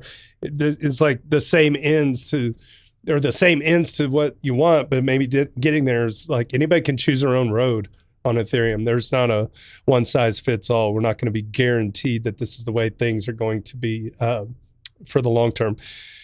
All right. Yeah. 168 viewers on X. Good to have you with us. If you haven't had a chance, you should head over to the EV Mavericks Twitter handle here and get in the Discord. We have a stage. I'm not the only one that talks on this podcast. I just am during this portion of the show, because by the time we get to this portion of the show, I'm like kind of reading the Reddit posts, and that's when like half of our audience takes a nap, and the other half is like real excited to be here and contributing to the show. If you haven't had a chance, get your Reddit account, fire off on our Ethereum. The Daily General Discussion is where all of these tidbits come from, and we aggregate the best of the week on dailydoots.com. All right, moving on down the list. Bergman's case brings us a Beam Chain update. Speaking of Beam Chain, we had Justin Drake on a couple of weeks ago or so. Okay, if you didn't like the name Beam Chain, now is the time to come up with some suggestions. Apparently the word beam is trademarked somehow. You got to be freaking kidding me. Beam is? Like Jim Beam, maybe? I don't know. Let's check this out. On X, it looks like we got, there it is, the man, the myth. Not even so much a myth. He's an actual legend, Justin Drake. Okay, so it looks like Beam is going to be changing names. Good. From Justin Drake's tweet, if you're interested, the Beam call #1. There's a YouTube, the intro from the 8 new Beam teams, comments from 6 main CL teams, client teams, I guess, intros from 2 new EF coordinators. All right. Some say the most bullish thing for Ethereum is to be understood. I believe this applies to the guts of Ethereum L1 too. The Beam chain is a natural onboarding point for teams of devs who would appreciate every line of spec and every minute implementation detail. Beam call #2 will focus on a technical progress, post-quantum signatures. Calls are open. DM me for a calendar invite. Apologies for withholding Beam updates on Twitter until now. I kept a low profile after receiving a cease and desist from a project that trademarked the word Beam. What? We need to move away. From Beam, and I see this as an opportunity for more decentralized branding process. Please DM at Lattice Laos 0x with name suggestions. Zooming out, this is potentially the beginning of a multi-year mission to radically upgrade the foundations of Ethereum L1 and prepare it for decades to come. It's humbling to see a small army of builders rise to the occasion, and I can't be more pleased by the amount of social and technical progress in the few months since DevCon. Well done. I don't know why it was ever beacon chain either. Like, I don't see what about the word beacons really reflected in the architecture or something, right? I don't know why Beam would then reflect in the architecture. It's always kind of a weird word choice. I don't feel like they were losing very much other than a couple months of communication snafu rebranding, right? Yeah. I think it's a pretty easy lift. I mean, if we can build a blockchain, we can pick a different name, and it looks like they're opening up their ability for other people to chime in on it. So that's good. Might as well call it the snarky chain. Yeah, like something that at least reflects the nature of the change inside of it and has some emetic to it, right? I hope someone can do better than what I just did, but nonetheless, I don't think we're losing very much with Beam because I just don't see how the word Beam reflects anything in the technology there. Yeah, right. Yeah, I think they'll survive. I think they'll figure it out. Fizzless X is concerned about blob fees, while user ethical trade makes the case in favor of exponential scaling through blobs despite the short-term fee revenue loss. Fizzless Every week. We talk about this every week. Every week. Fizzless X is a Deuter number 4. Astafari 12's in the conversation. Deuter number 32. Doomfuzz Slayer's in the conversation at 13. Let's see. There was another reply. Epic Trader, was that who got the shout out on this week? I think so. Yeah. Ethical Trade. Where are you at, Ethical Trade? Epic Trader's in there too. These are all people on Reddit. If you're not familiar, Edmund got into this too. There it is. Ethical Trade's all the way down here. Deuter 116. He's on the rich list for sure. Okay, so it goes on. Let me start back over. Fizzless X is concerned about blob fees, while user ethical trade makes the case in favor of exponential scaling through blobs despite the short-term fee revenue loss. All right, Fizzless X kicks us off. Seeing blob fees coming back down from slight above nothing to effectively nothing one way right now is making me increasingly bearish on Ethereum's whole scaling plans. We are now 3.5 months at blob target, yet so far no noteworthy fees are being paid for it, indicating that there is simply not enough demand for Ethereum layer 2 transactions to even sustainably fill the current limit. I've predicted back in October that we'd likely not see a lasting fee market for blobs until Pectra. Seeing this, unfortunately, more and more likely, time is running out. I predict that we won't see a lasting blob fee market until Fusaka either. And with the exponential scaling that comes with Fusaka and PeerDAS, we won't see a lasting blob fee market anytime soon after that either. So where does that leave us? No data availability income to be expected for the next few years at best. Can someone remind me why this is good again? I've always thought hard forking in a fixed blob market is targets. I'm sorry, let me redo that. I've always thought hard forking in fixed blob targets is a bad and hacky solution to begin with. The only thing we should fixate by consensus is the blob limit, but the blob target should be dynamic between 0 and blob limit and only grow or shrink when that target gets continuously exceeded in either direction, ensuring that appropriate L1 fees are paid. Same goes for the gas limit and target on L1 for that matter. User ethical trade responds. Just obviously spoken by someone who's concerned about the price and thinks that the revenue from the blobs should be something that props up the Ethereum price, right? Like, underpinning this message, there's the meta argument, right? That's the We meta. need to fix the blob fee market so that we get more revenue so that we can prop up the Ethereum price because my investment is suffering. And that's a fine argument, but can you explain the Bitcoin price, the Solana price, the XRP price, the Hedera price? Like, can you explain why this is not a concern for any other chain but Ethereum? Yes. It's always the goalposts only matter for Ethereum, but for anything else, it's fine. Like XRP. Why? I'm not saying we shouldn't be trying to improve Ethereum. Sure. That we should be able to talk about, like, the pricing market or what you're saying at the end where we could adjust the target based on some algorithm. Like, that's all great discussion. But just underlying the complaint about, oh no, my blob fees are down, is this notion that the revenue to the chain is what is determining the price. And if that was true, I gotta say, Solana, after the inflation from the token, is sharply negative. It's like net zero revenue, right? So is Bitcoin for that matter, right? But they don't seem to have these goalposts to argue about and to divide them and make them critical of their own ecosystem.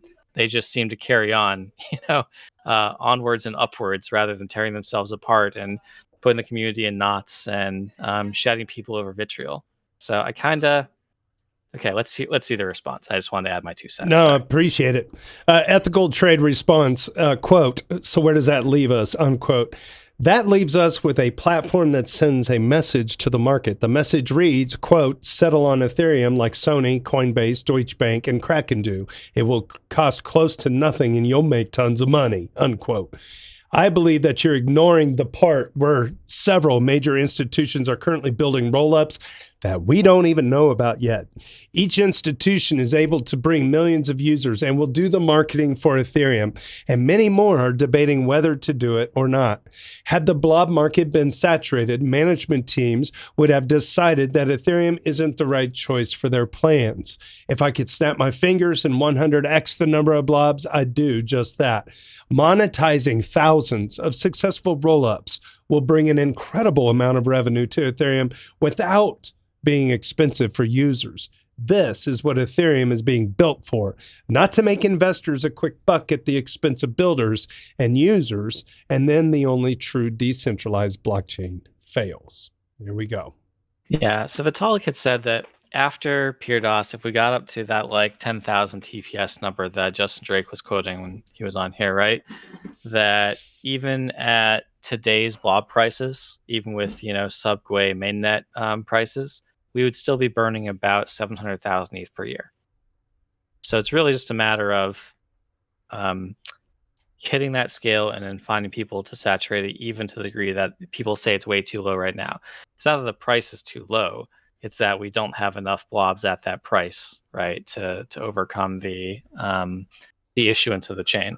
So there's separate discussions to lower the issuance of the chain. But again, I feel like we're quibbling over a percent inflation here when like Solana's inflation is way higher. XRP has no usage for the chain at all. Like literally goes offline and no one barely notices, right? It's going to be the banking rails of the international banking system, don't you know? So eventually, I don't know what our next narrative is going to be to pull attention back. I feel like we've gone through a lot over the 7 years I've been here, but something's going to pull the attention back to Ethereum. And then none of this is going to matter, right? Everything will look rosy and there will be whiplash of sentiment and up we go. It's just, it's wild how there's such a huge double standard against what is the best chain in the ecosystem versus everything else out there, right? And no one has to question why they are going up. They only have to criticize why we are going down. Oh, yeah. Biggest target, biggest target always gets the most flack. Yeah, very good. What we need is we need to bring back the ICO days. I agree. Got a post I'm working on called to bring back ICOs. Makes you wonder. I'm only half joking. If you did I'm not joking at all. Yeah, like if you did a legal, just get the legal rails and the framework together and redo the ICO dates. I want a little bit more than just regulatory clarity, though. Sure. I do think we'll get some of that. I also want fairer launches, better price discovery mechanisms for the ICO ratio against ETH or against USDC or whatever. And I want something like series raises, and I want governance over those raises. Just the equivalent of how angel investment funds have been running forever. You don't just have a startup and then give it $100 million and then say, well, cool, good luck. You want checkpoints of development, right? You want to stage that money out with achievable goals, with relatively achievable budgets for those goals. And the way we did ICOs wasn't like that. It was one big launch, and now some protocol like what was it, Golem ended up with some crazy amount of money. Yeah. Or what was there was a DEX that came EOS. before Uniswap, and a DEX that came before Uniswap that ended up with a ridiculous amount of money. It wasn't Shapeshift. It wasn't Ether. And then Delta, was it? No. I don't think so. But they got all this money, and then there was no a couple years later, there was no market demand for the project. So they just canned it, right? Golem eventually became Octant, right? They just said, we've got a giant pile of money and no market demand for this. We'll just turn it into public goods.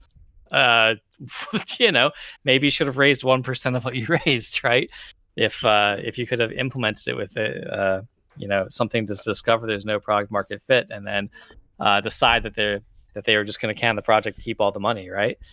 So I'd like to see more than just regulatory clarity. I do want to see that as well, but I'd like to see something closer to how Series A to Z raises work in venture capital firms. I'd like to see more transparency and governance over when those tokens are released. I'd like to see more accountability for founders, and other things that reduce the amount of scam and fraud associated with ICOs while still enabling basically crowdfunding from around the globe. Right. Yeah, and shout out to Octant. They help power this podcast with the public goods funding. I mean, I'm so glad that they were able to kind of right the ship and find some use with the money. I think it's they're being as honorable as you can get, expect from it, right? Mm-hmm. Yeah, but my point still stands. There are huge ICOs for products that never amounted to anything, right? And whether you want to call it a slow rug, or whether you just want to call it scam grift, or whether you want to call it just like wrong team or wrong timing or whatever. Augur came up earlier this podcast, and people are like, "Oh my god, my poor Augur bags!" Right? It's like, well, they raised a lot of money. There's no way they spent that on their dev budget. And then they lost out to UMA, Chainlink. What's the prediction market? Polymarkets, right? Like those all could have easily been what Augur was. It's just a subjective consensus mechanism.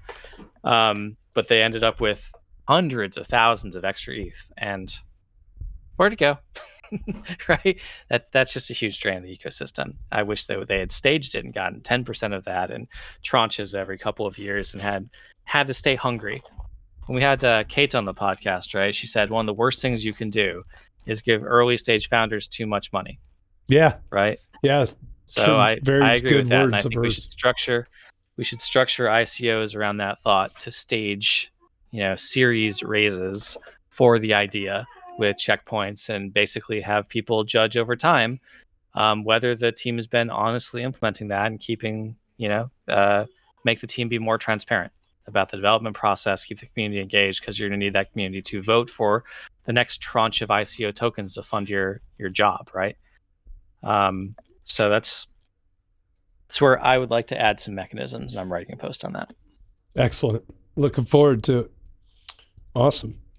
Got 195 views on x.com. If you're new to this channel, this is the Daily Doots podcast. We are on our 100th episode. We just recently started streaming onto X.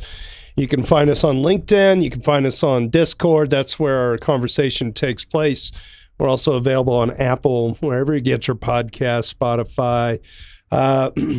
I've even got a TikTok account brewing. We just need to get some more action on it, and then we'll be able to live stream from that in the near future if you're into that sort of thing. You can also find us on YouTube. Just search EV Mavericks, all one word. The EV Mavericks community is born on Reddit, on our Ethfinance, and now we have migrated and are in the Daily General Discussion. So if you got a Reddit account, we hope that you can drop by sometime and say hello. We'd love to have you there contributing. We get anywhere from 200 to 1,000 comments a day. Daily General Discussion is always stickied at the second position on the top of the page.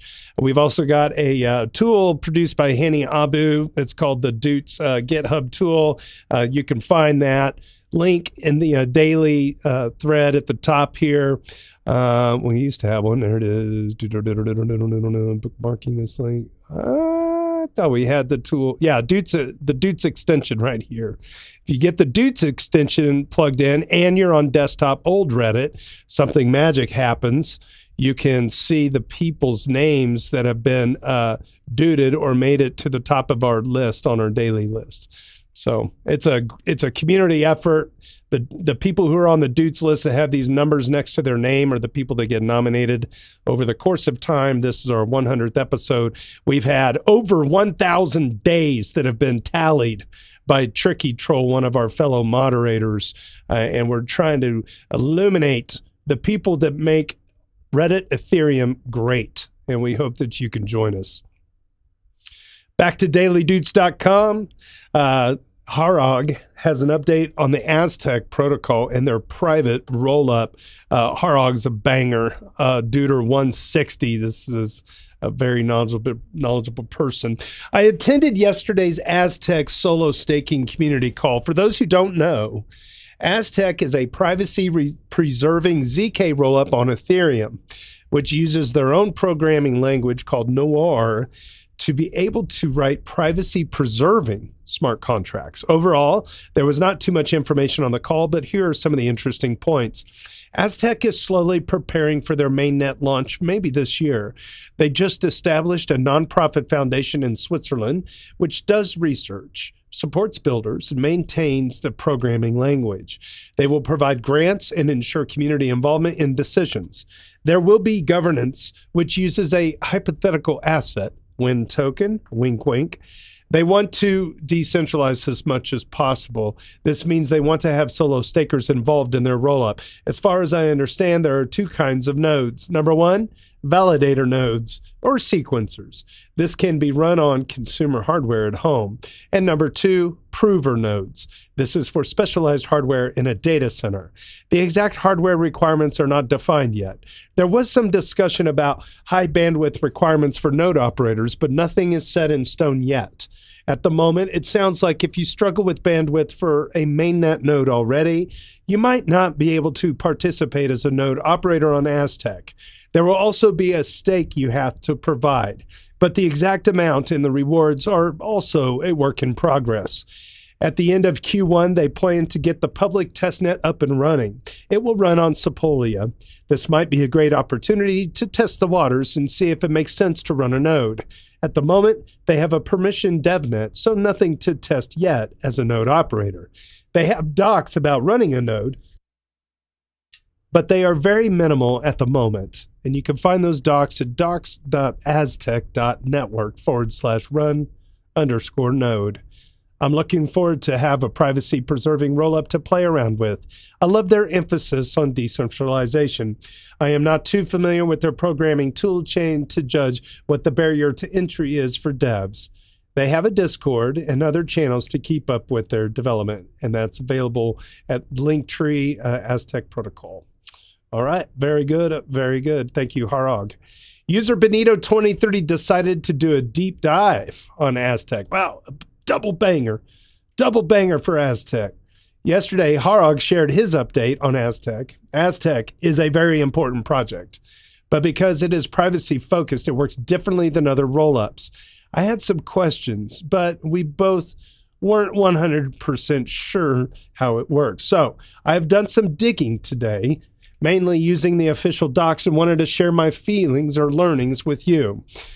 In Aztec, there is public and private state. As stated yesterday, I believe both public and private state is needed to allow for more than just transactions. For example, swaps, lending and borrowing, etc. Only if the balance of the two assets in an AMM is public, you know the price. If it was private, the swap can't be done. Only if the balance of an asset and the APY you want to borrow is public, you can actually borrow it. Why? Because only if the information is public, you as the user can create a valid ZK proof for these transactions. So how do private and public transactions work together? Private transactions are client-side only. What does that mean? The user starts a transaction, for example, sending ETH to a friend, and creates a ZK proof for it. If you interacted with Aztec 2 or 3 years ago, you might remember that back then transactions took some time. I believe back then it was the same thing. You first had to or have to create a ZK proof of the transaction, meaning you prove that you have the funds to send. That takes time because the creation of a ZK proof is still a lot of compute, at least compared to the non-ZK execution. Then send the ZK proof without any inputs, your own balance, your public key, the receiving public key to the public side of the rollup. In this case, to the Aztec node or sequencer. The sequencer includes your transaction in a block, and later that block is settled on Ethereum mainnet. So how does the receiver know that I sent them funds? Aztec uses a UTX model for that. With the ZK proof, the sender also creates a UTXO representing the funds. This UTXO is also forwarded to the sequencer for an inclusion in the rollup. It is encrypted, and only the receiver can decrypt it.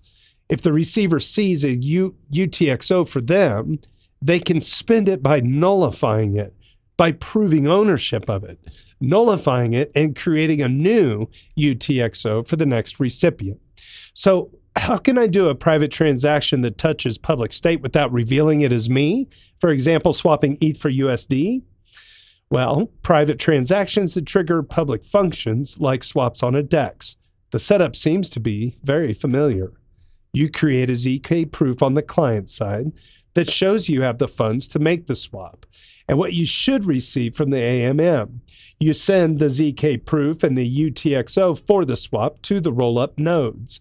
The node's job is then to execute the public functions and to execute the swap, adding the UTXO balance to the pool and creating a new UTXO with the funds the initiator is supposed to receive. But the nodes create the UTXO and hence know who the receiver is? Well, this means it's not private anymore. Apparently, the UTXO is for an anonymous contract that is somehow controlled by your private address, so it is private indeed. So what's the role of the provers? The provers take all the transactions of the network, generate ZK proofs for them, and aggregate these proofs to include them in the rollup and settle them on Ethereum. P.S. I have no idea if this is correct. Most of the time, I have no idea what I'm doing, especially when it comes to tech and black magic. So please take this with a grain of salt. Yeah, I think you know a bit more than you think you Yeah, I think Benito that most people would have 2030. written that, right? What, dude, that is the biggest humble brag ever from that guy. He's teaching everybody, man. I mean, the Aztec protocol seemed complex. I was just trying to kind of figure it out as I was going along there. I mean, conceptually, it's like you want to have your money in some like Tornado Cash while also being able to use DeFi. Okay, there's your like TLDR, right? How it goes about being able to do that is a very different thing. Gotcha. Very complex thing. Gotcha. All right. Well, here we are. Last one of this week. We're at about 200 views on X right now. Welcome in. Glad you guys sat around with us and kicked around some doots for this day. We had a wonderful time. User Harog, a double weekly duder. Oh my gosh, this guy's on fire. Harog shares Treebeard's block visualizer app. Oh, Treebeard, your ears are burning. Your ears are burning. Treebeard and EV Maverick, follow him. Built an amazing emoji block visualizer. Every transaction is categorized and depicted with an emoji. Just like a hobby project. Just like, I had an extra day. Oh, shoot. We'll get there. We'll get there. We can see Uniswap trades, beacon deposits, contract creations, token transfers, NFT transfers, OpenSea sales, blob transactions, approvals, and uncategorized contract interactions. It's fascinating to see the activity in such a compact fashion. What is this magic? Oh my gosh. How cool is that? Okay, so it gives you a very different perspective on the chain activity and its actors. Have a look at emojiblocks.com, and I put it in the chat on X. It reminds me a bit of I remember Transaction Street visualization from way back when, but this is much more informative. I don't know if you guys remember this Transaction Street. It looks like little South Park characters. Okay, well, Treebeard's got this action going on. Let me see if I can. Yeah, I'll just zoom out just a little bit. But there you go. So these are the blocks that are being built, and all these emojis. It shows you, if you just hover over them, you can see. I'm always amazed by just how much of the chain is used for basic ETH transfers. Yes. Like, there you go. Anything that's blue like that, that's an ETH transfer. Wow. Okay. I almost never do basic ETH transfers. It's almost always smart contract calls. Like, is this just all, DEX to DEX arbitrage that's happening? Or sorry, sex to sex arbitrage that's happening? Like, you buy in one, sell in the other, and then you like swap your assets between your exchanges in order to settle it, right? And loop the arbitrage. I don't know, but I'm always amazed that, like, seriously, 25-50% of all blocks are basically ETH transfers. If you want to follow Treebeard on X, it's _ Treebeard, all one word, _ This dude, he's a moderator over on the EV Mavericks Discord. you need to follow this guy. He has 51 followers. Are you serious? He builds cool stuff. He's gotta remove the underscore from the beginning, man. I hate it when people do that. It's like it makes it so hard to search you. Like X searching is horrible. And people do that to impersonate people a lot too. So it actually looks less legitimate. So yeah, I'm gonna. When I search it, if I do underscore Treebeard, he doesn't even come up. It's like Chathina E, unless I'm spelling this wrong. See, I unfold him and he popped up. You just have to dig through the EV Mavericks, basically to find him that way. It's not convenient. No, he's got 2 underscores. He's got an underscore on either side. On either side, yeah. Hey, actually, he didn't come up. If you search underscore Treebeard, he legitimately does not come up.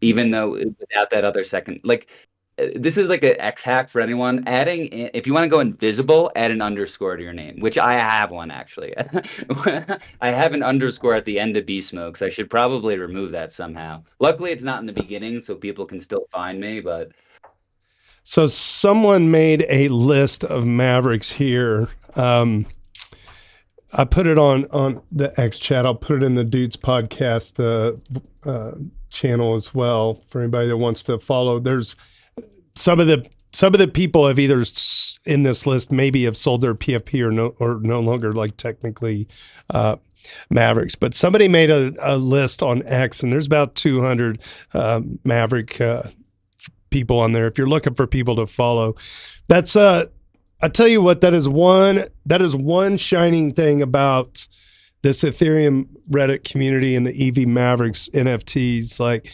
something I hear from people externally, they'll be like, "Oh, you got that Lion PFP." Where'd they come from? Like a lot of people don't know. And I'm like, well, we're just all Reddit nerds. But then they also follow up with like, most of the time those guys have their head on their shoulders and they're really intelligent.